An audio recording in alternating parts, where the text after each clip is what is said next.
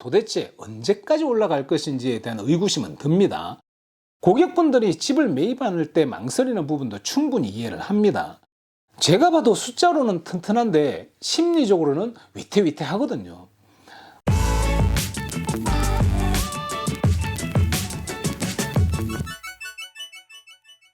안녕하세요, 제이정입니다.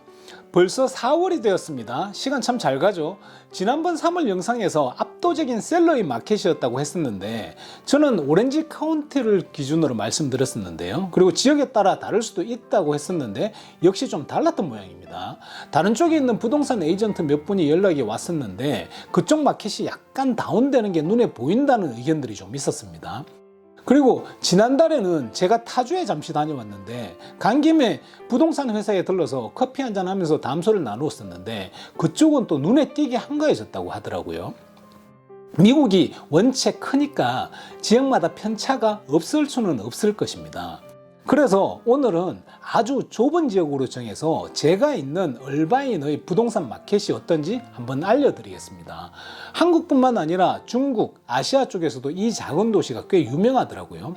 실제로 여기서 살고 애들 학교 보내고 장도 보고 하는 입장에서 보면 그 정도로 유명한 도시가 될 만한가 하는 생각이 들면서도 여러 곳에서 살아보고 또 다른 주에 출장 갔다가 오면 그래도 얼바인 많은 데가 없다는 생각은 듭니다. 우선 결론부터 말씀드리면 얼바인은 아주 핫합니다.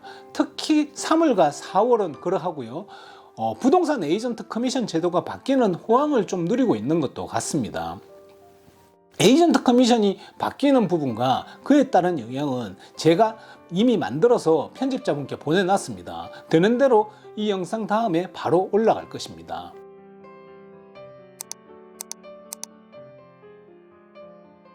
오늘은 남가주의 작은 도시 얼바인의 2024년 부동산 마켓의 시황에 대해서 설명을 드리겠습니다. 우선 얼바인의 부동산은 매물의 팔리는 속도가 엄청나게 빨라졌습니다.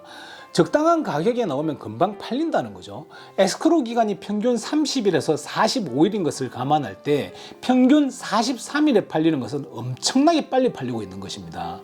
그리고 거래량도 엄청나게 늘었습니다. 1, 2, 3월에는 저만 바쁜 줄 알고 정신없이 이렇게 일을 했었는데 이거 보니까 다른 사람들도 많이 바빴겠더라고요.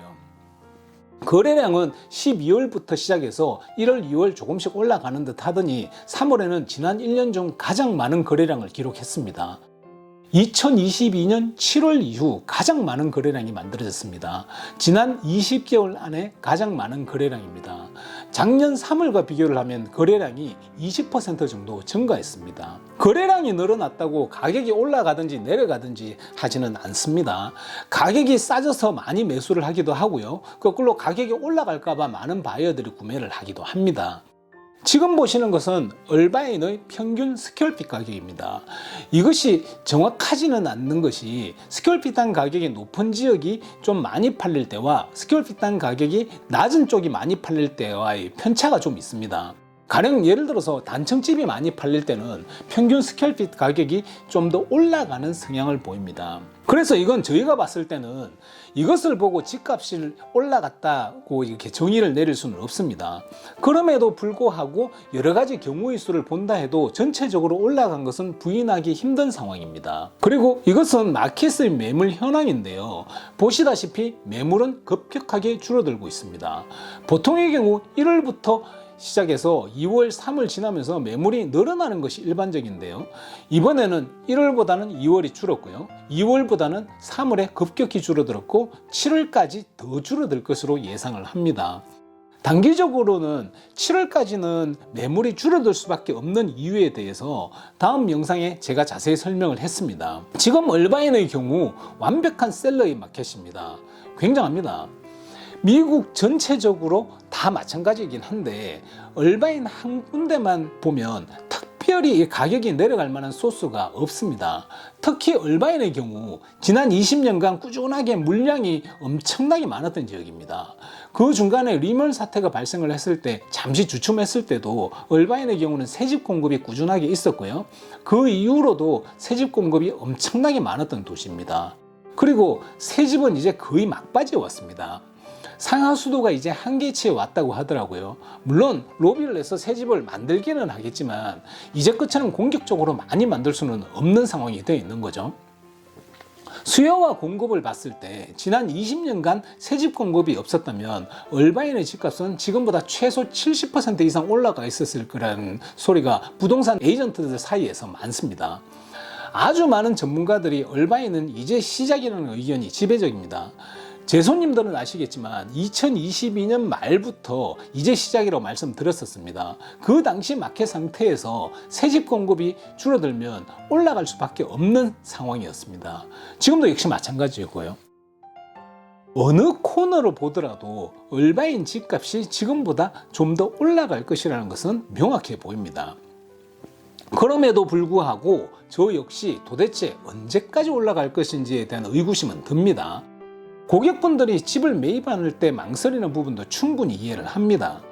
제가 봐도 숫자로는 튼튼한데 심리적으로는 위태위태하거든요.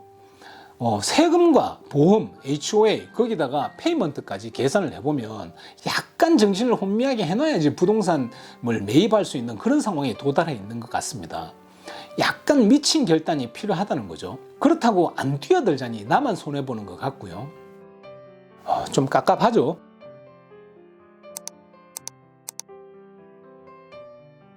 2022년 초반에 파월이 이자율을 올릴 때 여기저기서 이자율이 올라가면 집값이 내려간다고 참으라고 난리를 쳤지 않습니까? 그게 2022년 2월이었습니다.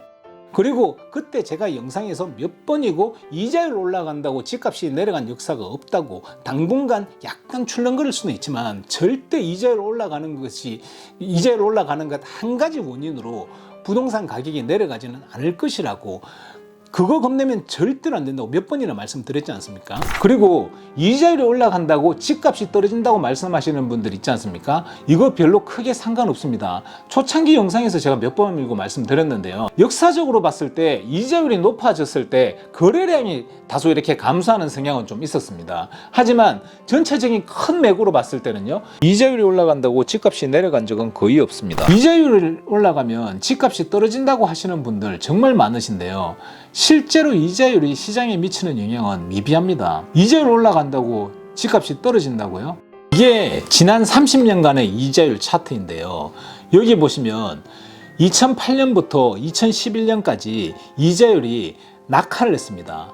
이때 잘 아시다시피 집값도 같이 낙하했습니다. 그러면 이자율이 올라가는 구간을 보자고요. 2014년에서 2018년 이자율이 올랐습니다. 집값이 무섭게 같이 올라갔죠. 많은 사람들이 이자율이 올라간다고 떨어진다고 하던 그때, 그리고 저는 절대 이자율만 가지고는 안 떨어진다, 이자율에 포커스를 두지 말고 실업률을 봐라 하던 그때에 100만 불을 기준으로 매입을 하셨던 분들과 거의 매입 초기까지 갔다가 집값이 내려간다는 말 듣고 돌아선 사람들의 차이를 한번 계산을 한번 해보십시오. 그리고 그때는 벌써 이미 모기지 이자율이 3%대에서 5%로 올라가 있었던 상태였습니다. 100만 불짜리를 30만 불 다운페이를 하고 산 사람은 이미 원금 기준으로 최소 더블업을 한 것입니다. 100만이 130만 원 됐을 때니까 30만 다운했으면 30만 불을 더 벌었다는 얘기죠. 이자율이 올라가면 집값이 내려간다고 하던 사람들이 이제 이자율이 내려가면 집값이 내려간다고 한다고 하더라고요. 참. 만약에요, 예를 들어서 그냥 만약에요, 내일 모기지 이자율을 3%로 내려가면 어떻게 될지 한번 상상을 한번 해보십시오. 막혀있던 바이어들이 물밀듯이 튀어나올 것입니다. 지금까지 올라왔던 가격은 어설프게 슬금슬금 올라온 것 같이 보이게 만드는 그런 폭등이 올 것입니다. 제대로 된 폭등이 무엇인지를 보여주는 완벽한 폭등기를 맞게 되겠죠.